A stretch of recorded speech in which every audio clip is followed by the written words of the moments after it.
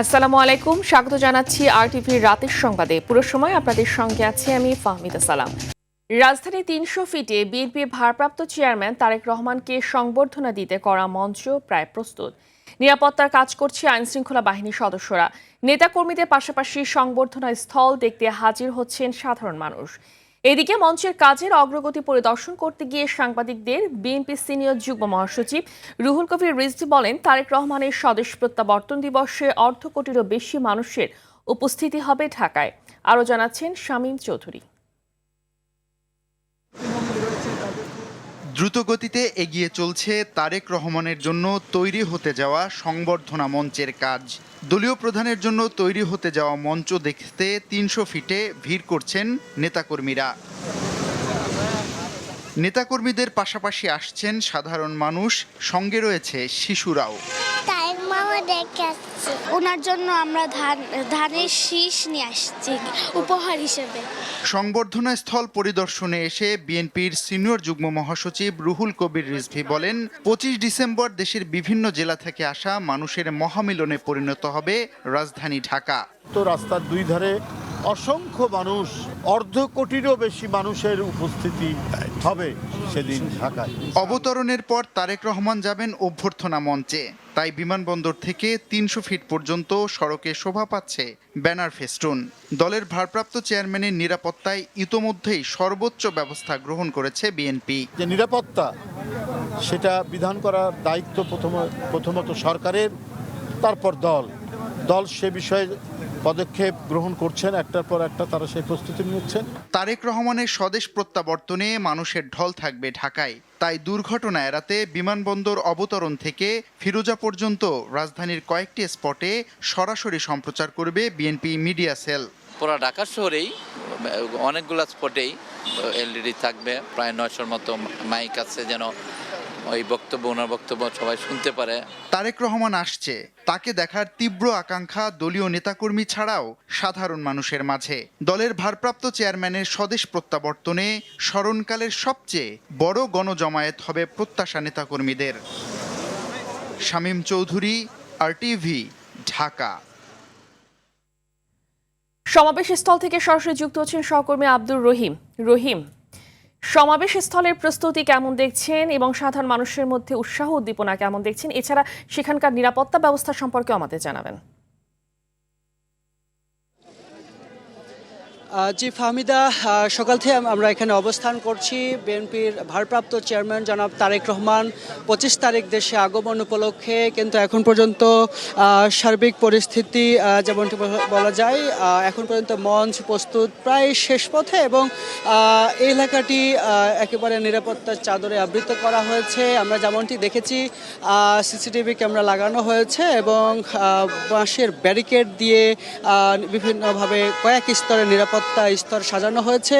আমরা সকাল থেকে লক্ষ্য করেছি বিভিন্ন গোয়েন্দা তৎপর বাড়ানো হয়েছে, পাশাপাশি সেনাবাহিনীর উপস্থিতি রয়েছে, পাশাপাশি রয়েছে পুলিশ এবং বিএনপির দলীয় সিএসএফ এর যেই সদস্যরা রয়েছে তাদেরকেও এই স্টেজের আশপাশে দেখা গিয়েছে এবং আমরা যেমনটি লক্ষ্য করেছি সকাল থেকে কিন্তু এখানে নেতাকর্মীদের উপচে পড়া ভিড় লক্ষ্য করা গিয়েছে এবং রাত যত গভীর হচ্ছে নেতাকর্মীদের ভিড় কিন্তু ততই বাড়তে আছে এবং এখানে পর্যায়ক্রমে বিভিন্ন আশপাশের জেলা থেকে কিন্তু নেতাকর্মীরা এখানে জমায়েত হচ্ছে এবং বিভিন্নভাবে স্লোগান দিতে দেখা যাচ্ছে। এবং যেটা একটি বিষয় জানিয়ে রাখতে চাই, দীর্ঘ 18 বছর পরে কিন্তু বিএনপির ভারপ্রাপ্ত চেয়ারম্যান জনাব তারেক রহমান দেশে ফিরবেন এবং তাকে এই সংবর্ধনা দেওয়া হবে এই 300 ফিটে এবং এই 300 ফিটের পাশেই কিন্তু বসুন্ধরা আবাসিক, এই বসুন্ধরা আবাসিকে কিন্তু চিকিৎসাধীন রয়েছেন বিএনপির চেয়ারপারসন বেগম খালেদা জিয়া এবং তিনি এখানে সংবর্ধনা নেওয়ার পরেই কিন্তু সেখানে মায়ের কাছে ছুটে যাবেন তার চিকিৎসার খোঁজখবর নেওয়ার জন্য। এবং নেতাকর্মীরা যেমনটি বলছেন যে দীর্ঘ 18 বছর যে একটি নেতৃত্ব শূন্য একটি দেশ ছিল, সেখানে আওয়ামী স্বৈরাচারের মাধ্যমে তারা দীর্ঘ 18 বছর কিন্তু তিনি দেশের বাইরে ছিলেন এবং তিনি দীর্ঘ 18 বছর পর দেশে ফিরছেন এবং এই দেশে ফেরা একটি ঐতিহাসিক ফেরা বলে তারা মনে করছেন এবং দেশের এই ক্লান্তি লগ্নে তিনি এসে হাল ধরবেন বলে এমনটাই প্রত্যাশা করছে নেতাকর্মীরা। তো এই ছিল রাজধানীর 300 ফিট এলাকা থেকে সর্বশেষ। ফাহমিদা, ধন্যবাদ আপনাকে। বিএনপি জামাত আওয়ামী লীগের ভোট নেয়ার প্রতিযোগিতা করছে বলে অভিযোগ করেছে এনসিপির আহ্বায়ক নাহিদ ইসলাম। অভিযোগ অস্বীকার করে বিএনপি ও জামাত বলছে ফ্যাসিবাদের সঙ্গে আপোষ করার প্রশ্নই ওঠে না। বিকেলে চীনমৈত্রী সম্মেলন কেন্দ্রে ডেইলি স্টার আয়োজিত নির্বাচন ডায়ালগ অনুষ্ঠানে নির্বাচনে বিজয়ী হলে দলের পক্ষ থেকে প্রতিশ্রুতি তুলে ধরে দলগুলো। এই সময় র্যাব বিলুপ্তির বিষয়ে এনসিপি মত দিলেও ভিন্ন মত বিএনপি ও জামাতের। আরও জানাচ্ছেন মোহাম্মদ সায়েম। ত্রয়োদশ জাতীয় সংসদ নির্বাচন সামনে রেখে স্টার ইলেকশন ডায়ালগে মুখোমুখি বিএনপি, জামাত, এনসিপি ও বাম জোট। অনুষ্ঠানের শুরুতে দলগুলো নির্বাচনে বিজয়ী হয়ে সরকার গঠন করলে তাদের প্রতিশ্রুতি উপস্থাপন করেন। সব দলই ন্যায়ভিত্তিক ইনসাফের রাষ্ট্র গঠনে প্রতিশ্রুতিবদ্ধ। প্রতিশ্রুতি দেন মৌলিক অধিকার নিশ্চিত করে বৈষম্যহীন রাষ্ট্র কাঠামো গড়ার। আমরা যদি জনগণের আস্থা নিয়ে সরকার পরিচালনার দায়িত্বে যেতে পারি, অর্থনীতি আমরা সেই জায়গায় নিয়ে পৌঁছতে পারবো যে জায়গায় জনগণ অন্তত স্বস্তিতে থাকবে। একটি ইনসাফের বাংলাদেশ, একটি মানবিক সমাজ প্রতিষ্ঠার বাংলাদেশে আমরা করতে চাই। পুরা দেশটাকে এই মুক্ত এলাকার মতো আমরা সুন্দর ফুলের বাগানের মতো অর্থনৈতিক ন্যায্য সমাজ প্রতিষ্ঠা করা, যেখানে আমরা সমাজে ধনী গরিবের বৈষম্য কমিয়ে আনতে পারবো। গণ অভ্যুত্থানের পরবর্তীতে আওয়ামী লীগের ভোট টানতে প্রতিযোগিতা করছে বিএনপি, জামাত। এনসিপির এমন অভিযোগ নাকচ করেছে দল দুটি। আমাদের এইখানেও সিনিয়র রাজনৈতিক নেতৃবৃন্দ রয়েছে। 90-এর গণ অভ্যুত্থানের কথা আপনারা জানেন, সেখানে কিন্তু কমিটমেন্ট ব্রেক করা হয়েছিল। আমাদেরকে অনেকেই আবার খোঁটা দিয়েছেন, বলেছেন যে বিএনপি শুধু নির্বাচনে যেতে চায়, ক্ষমতায় যেতে চায়।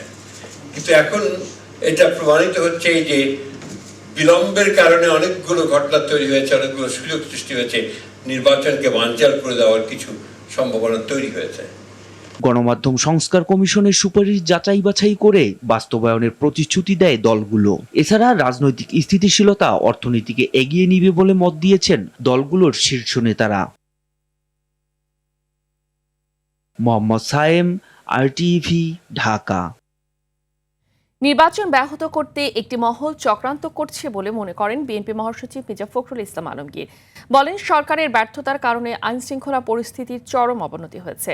বিএনপির স্থায়ী কমিটির সদস্য সালাউদ্দিন আহমেদ বলেছেন, ক্ষমতায় গেলে কোরআন সুন্নাহ বিরোধী আইন করবে না বিএনপি। গুলশানে সংবাদ সম্মেলন করেন এসব কথা বলেন তারা। এ সময় জমিয়তে ওলামায়ে ইসলামকে 4টি আসনে ছাড় দেওয়ার ঘোষণাও দেওয়া হয়। মাদুর রহমান রুবেল জানাচ্ছেন বিস্তারিত। আগামী জাতীয় সংসদ নির্বাচনে ছোট রাজনৈতিক দলগুলো নিজেদের অস্তিত্ব টিকিয়ে রাখার জন্য লড়াই শুরু করেছে। তারই ধারাবাহিকতায় মঙ্গলবার সকালে বিএনপির সঙ্গে সমঝোতা হয়েছে জমিয়তে উলামায়ে ইসলামের। ইসলামী মূল্যবোধের বিশ্বাসী দল 4টি আসনে বিএনপির সমর্থন নিয়ে খেজুরগাছ প্রতীকে ভোট করবে জমিয়তের প্রার্থীরা। দলটির আমির মাওলানা ওবায়দুল্লাহ ফারুক বলেন, অন্যান্য দলের থেকে বিএনপি বেশি আস্থাশীল। বলেন, বিএনপি 3বার দেশ চালিয়েছে, তাদের কাছে দেশ নিরাপদ। আমরা বিএনপিকে 3 টার্ম দেখছি, যার কারণে আমরা বিএনপির উপরে আস্থা রাখতে পারি। ওই সকল আসনে জমিয়তে উলামায়ে ইসলামের প্রার্থীদের সমর্থন দিবে বিএনপি কর্মীরা।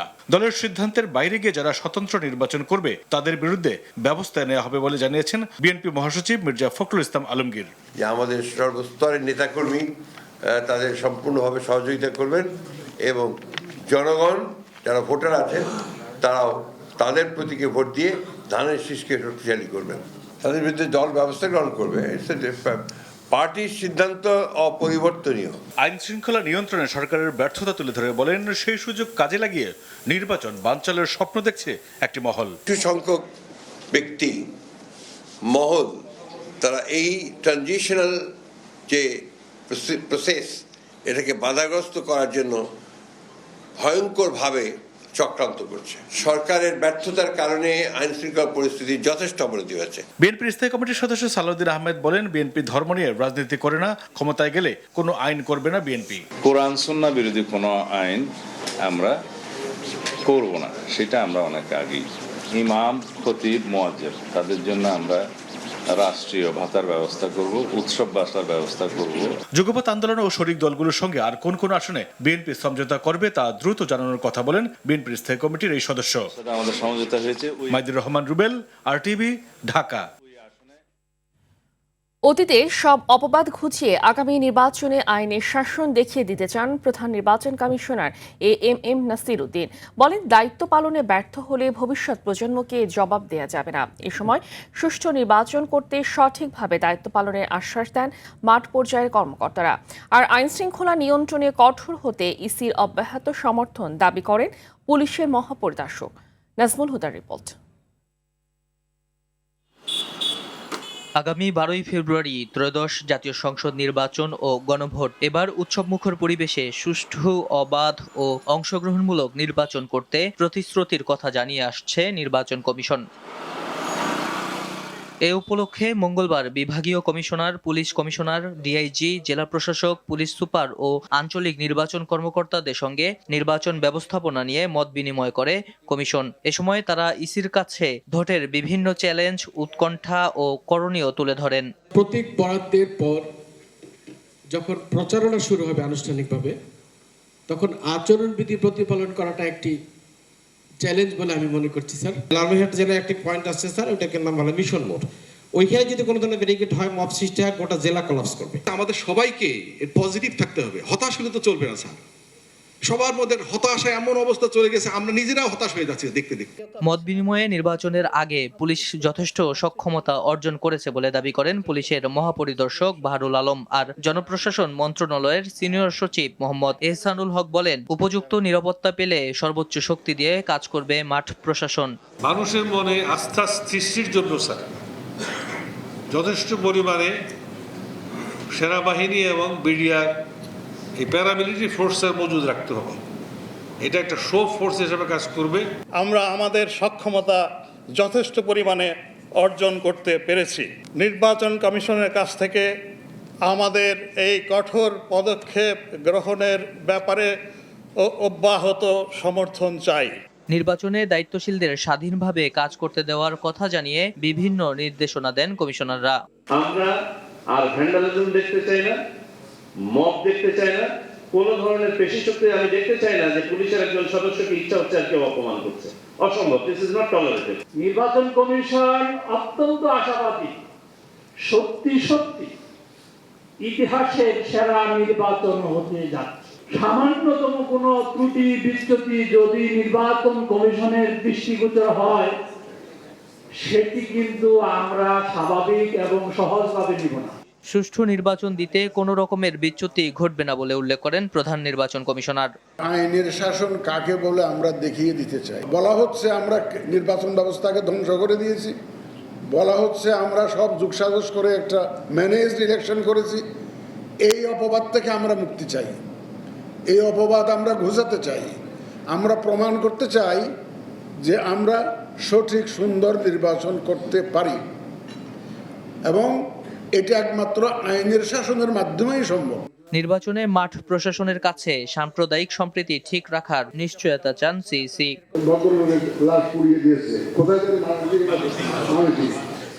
এই ধরনের ইনসাইটমেন্ট অনেক হবে। Communal harmony must be maintain. Nazmul Huda, RTV, Dhaka. কূটনৈতিক উত্তেজনার মধ্যে মঙ্গলবার আবারও দিল্লিতে বাংলাদেশের হাই কমিশনার রিয়াজ হামিদুল্লাহকে তলব করেছে ভারত। এর কয়েক ঘন্টা আগে বাংলাদেশ পররাষ্ট্র মন্ত্রণালয় ঢাকায় নিযুক্ত ভারতের হাই কমিশনার প্রণয় ভার্মাকে ডেকে পাঠান। ভারতে বাংলাদেশি কূটনৈতিক মিশন ঘিরে একাধিক ঘটনার বিষয়ে গভীর উদ্বেগ জানাতে তাকে তলব করা হয়েছিল। চলমান উত্তেজনার প্রেক্ষাপটে এটি দ্বিতীয়বারের মতো দুদেশের কূটনীতিকদের তলব করার ঘটনা। গত কয়েকদিনে নয়াদিল্লি, কলকাতা, আগরতলা ও শিলিগুড়িতে বাংলাদেশি মিশনের সামনে একাধিক বিক্ষোভ কর্মসূচি পালিত হয়।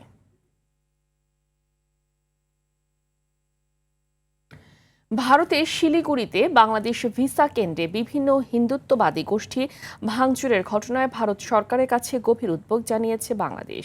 ভারতের হাইকমিশনারকে তলব করে এ উদ্বেগ জানানোর পাশাপাশি সহিংসতা হুমকির ঘটনা তদন্তের আহ্বান জানিয়েছে পররাষ্ট্র মন্ত্রণালয়।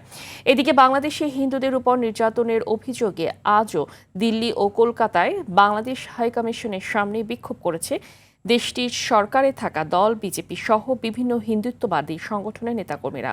বিস্তারিত জানাচ্ছেন আব্দুল মালেক। দিল্লির চাণক্যপুরীতে বাংলাদেশ হাইকমিশনের সামনে বিক্ষোভ করেছে কয়েকটি হিন্দুত্ববাদী দল। তবে হাইকমিশন ভবন থেকে 500 মিটার দূরে বিক্ষোভকারীদের আটকে দেয় পুলিশ। ভারতীয় নিরাপত্তা বাহিনীর কয়েক স্তরের ব্যারিকেড, পুলিশ ও আধা সামরিক বাহিনী পরিস্থিতি নিয়ন্ত্রণে কঠোর অবস্থানের কথা জানিয়েছে। এছাড়া বাংলাদেশ হাইকমিশনের কাছে 15,000 পুলিশ মোতায়েনের তথ্যও দিচ্ছে ভারতীয় গণমাধ্যমগুলো।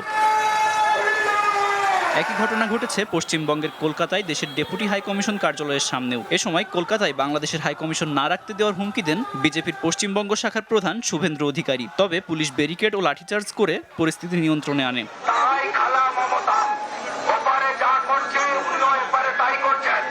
এর আগে সোমবার ভারতের শিলিগুড়িতে বাংলাদেশের ভিসা কেন্দ্র ভাঙচুর করে বন্ধ করে দেয় কয়েকটি হিন্দুত্ববাদী গোষ্ঠী। এদিকে ভারতীয় হাইকমিশনার প্রণয় বার্মাকে তলব করে দেশটিতে বাংলাদেশের কূটনৈতিক ও কনসুল কার্যালয়ে হামলা ও নিরাপত্তা নিয়ে গভীর উদ্বেগ জানিয়েছে পররাষ্ট্র মন্ত্রণালয়। বাংলাদেশ সরকার ভারতের এসব ঘটনায় নিন্দা প্রকাশ, সুষ্ঠু তদন্ত ও নিরাপত্তা নিশ্চিতের দাবি জানায়। ঢাকায় নিযুক্ত ভারতের হাইকমিশনারকে তলব করে বাংলাদেশ সরকার আনুষ্ঠানিকভাবে গভীর উদ্বেগ এবং প্রতিবাদ জানিয়েছে। এ সময় ভারতের পক্ষ থেকে বিষয়টি গুরুত্ব সহকারে দেখার প্রতিশ্রুতি দেওয়া হয়েছে। বাংলাদেশ আশা করে এই প্রতিশ্রুতি দ্রুত কার্যকর পদক্ষেপে প্রতিফলিত হবে। সম্প্রতি বাংলাদেশের ময়মনসিংহে দীপুচন্দ্র দাস নামে এক পোশাক শ্রমিককে হত্যার ঘটনায় বাংলাদেশের হিন্দুরা নিরাপত্তাহীন অভিযোগে ভারতের বিভিন্ন শহরে বিক্ষোভ শুরু করে হিন্দুত্ববাদী সংগঠনগুলো। আব্দুল মালেক, RTV। ওসমান হাদির হত্যাকারীদের দ্রুত গ্রেফতার করে আগামী 30 দিনের মধ্যে বিচার নিশ্চিত করার দাবি জানিয়েছে ইনকিলাব মঞ্চ। বিকেলে রাজধানীর শাহবাগে সংগঠনটির শহীদী শপথ অনুষ্ঠানে এ দাবি জানানো হয়। এ সময় ওসমান হাদির স্বপ্নের ইনসাফ ভিত্তিক বাংলাদেশ বিনির্মাণের লক্ষ্যে সবাইকে ঐক্যবদ্ধ হওয়ার আহ্বান জানিয়ে নেতারা বলেন, ভারতের আধিপত্যবাদ রুখতে না পারলে হাদির স্বপ্ন পূরণ হবে না। এছাড়া হাদি হত্যার বিচার না হওয়া পর্যন্ত রাজপথে থাকার অঙ্গীকার করে তারা বলেন, ওসমান হাদিকে কখনোই বাংলাদেশ থেকে বিচ্ছিন্ন করা যাবে না। তিনি থাকবেন প্রতিটি মানুষের হৃদয়ে। এই বাংলার জমিনে ইনসাফ কায়েমের জন্য যদি রক্ত দেয়া লাগে আমরা রক্ত দিব, আবার সেই ইনসাফ কায়েমের জন্য যদি রক্ত নিতে হয় আমরা সেই রক্ত নিব। যারা শহীদ ওসমান হাদিকে কিভাবে হত্যা করা যায় সেই পরিকল্পনা দেশে বসে করেছে, তাদের সাথে আর কোনো সুশীলতা মারাবো না আমরা। বাংলাদেশের কোটি কোটি মানুষ ওসমান হাদির বিচারের অপেক্ষায় আছে। যারা রাষ্ট্র ক্ষমতায় থাকাকালীন অবস্থায় ওসমান হাদিকে হত্যা করা হয়েছে, এই হত্যার দায় আপনারা এড়াতে পারবেন না। নোয়াখালী দ্বীপ উপজেলা হাতিয়ার জাগলার চরে আধিপত্য বিস্তারকে কেন্দ্র করে দুপক্ষের সংঘর্ষে গুলিবিদ্ধ হয়ে 5 জনের মৃত্যু হয়েছে। এই ঘটনায় আহত হয়েছে আরও অন্তত 10 জন। উপজেলার শুকচর ইউনিয়নের 7 ও 8 নম্বর ওয়ার্ডের সীমান্তবর্তী জাগলার চরে সংঘর্ষের ঘটনা ঘটে। নিহতদের একজন শুকচর ইউনিয়নের বাসিন্দা। হাতিয়া থানার ভারপ্রাপ্ত কর্মকর্তা মোহাম্মদ সাইফুল আলম জানান, একটি মরদেহ 250 শয্যার নোয়াখালী জেনারেল হাসপাতালে রয়েছে। বাকি 4টি মরদেহ ঘটনাস্থল থেকে উদ্ধার করা হয়েছে। তিনি আরও জানান, দুর্গম চরাঞ্চল হওয়ায় ঘটনাস্থলে পৌঁছতে দেরি হয়েছে। যুক্তরাষ্ট্রের অবৈধ অভিবাসীদের জন্য বড় অঙ্কের আর্থিক সুবিধা ঘোষণা দিয়েছে মার্কিন প্রশাসন। স্বেচ্ছায় নিজ দেশে ফিরে গেলে প্রত্যেককে দেয়া হবে $3,000। একই সঙ্গে দেশে ফেরার জন্য বিমান টিকিটও দেওয়া হবে বিনামূল্যে। সোমবার যুক্তরাষ্ট্রের হোমল্যান্ড সিকিউরিটি বিভাগ এ তথ্য নিশ্চিত করেছে। বিস্তারিত জানাচ্ছেন বিনিয়ামিন। যুক্তরাষ্ট্রে অভিবাসী কমাতে ধরপাকড়ের পাশাপাশি এবার ভিন্ন পন্থা নিলেন মার্কিন প্রেসিডেন্ট ডোনাল্ড ট্রাম্প। চলতি বছরের শেষ নাগাদ কেউ স্বেচ্ছায় নিজ দেশে ফিরে যাওয়ার সিদ্ধান্ত নিলে প্রত্যেককে $3,000 করে সহায়তা দেওয়ার ঘোষণা দিয়েছে তার সরকার। এর আগে সহায়তার পরিমাণ ছিল মাত্র $1,000। অভিবাসীদের প্রত্যাবাসনে আগ্রহী করতে এখন তা বাড়িয়ে 3 গুণ করা হয়েছে। এই উদ্যোগকে অভিবাসীদের জন্য উপহার হিসেবে উল্লেখ করেছে দেশটির হোমল্যান্ড সিকিউরিটি বিভাগ। তবে কেউ এটি গ্রহণ না করলে তাদের বিরুদ্ধে কঠোর পদক্ষেপের হুঁশিয়ারি দিয়েছে দপ্তরটি। এক বিবৃতিতে তারা জানায়, স্বেচ্ছায় ফেরত না গেলে আর কখনোই যুক্তরাষ্ট্রে ফেরার সুযোগ পাবে না। যুক্তরাষ্ট্রে আইনিভাবে প্রবেশের জন্য সিপিবি 1 নামে একটি অ্যাপ চালু করেছিল বাইডেন প্রশাসন। চলতি বছরের মার্চে নাম বদলে সিপিবি হোম নামে অ্যাপটি আবারও চালু করে ট্রাম্প সরকার। তবে এখন প্রবেশের বদলে শুধু দেশত্যাগের আবেদন করতে পারে অভিবাসীরা। সরকারি হিসাব অনুযায়ী একজন অবৈধ অভিবাসীকে গ্রেফতার, আটক রাখা এবং ফেরত পাঠাতে গড়ে প্রায় $17,000 ব্যয় হয় যুক্তরাষ্ট্রের। সে তুলনায় $3,000 দিয়ে স্বেচ্ছায় ফেরত পাঠানো সরকারের জন্য অনেক বেশি সাশ্রয়ী বলে জানায় হোমল্যান্ড সিকিউরিটি। প্রেসিডেন্ট হিসেবে দায়িত্ব নেওয়ার সময় ট্রাম্প প্রতি বছর 10 লাখ অভিবাসীকে প্রত্যাবাসনের প্রতিশ্রুতি দিয়েছিলেন। চলতি বছর এ পর্যন্ত প্রায় 6,22,000 অভিবাসীকে নিজ দেশে ফেরত পাঠিয়েছে ট্রাম্প সরকার। বিনিয়ামিন, RTV। আর মাত্র 3 দিনের অপেক্ষা। 26 তারিখ মাঠে গড়াবে ঘরোয়া টি-20 সবচেয়ে জৌলসপূর্ণ টুর্নামেন্ট BPL এর দ্বাদশ আসর। BPL-কে সামনে রেখে ইতিমধ্যে অনুশীলন শুরু করেছে বেশিরভাগ দল। সঙ্গে বাংলাদেশে পা রাখতে শুরু করেছেন দলগুলোর বিদেশি ক্রিকেটাররাও। বিস্তারিত জানাচ্ছেন মুমসাদ দিনুরি।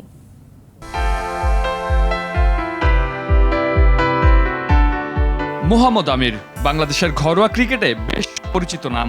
এবার খেলছেন সিলেট টাইটান্সের হয়ে। ইতিমধ্যেই আজ সিলেটে দলের সঙ্গে অনুশীলন করেছেন পাকিস্তানি এ পেসার। BPL খেলতে আসার আগে আবুধাবি টি10 লিগে নিয়েছেন 5 ম্যাচে 8 উইকেট। অর্থাৎ ফর্মে থেকেই BPL-এ মাঠে নামছেন আমির। তবে বিদেশি ক্রিকেটারদের প্রাপ্যতা নিয়ে সবার থেকে এগিয়ে রাজশাহী ওয়ারিয়র্স। সন্দীপ লামিচানে, হুসেইন তালাত, মোহাম্মদ নওয়াজ, বিনুরা ফার্নান্দো, শিহাবজাদা ফারহানরা দলের সঙ্গে যোগ দেওয়ায় শুরু থেকেই কোয়ালিটি বিদেশি ক্রিকেটার মাঠে নামানো নিয়ে কোনো সংশয়ে থাকতে হচ্ছে না পদ্মাপাড়ের দলটিকে।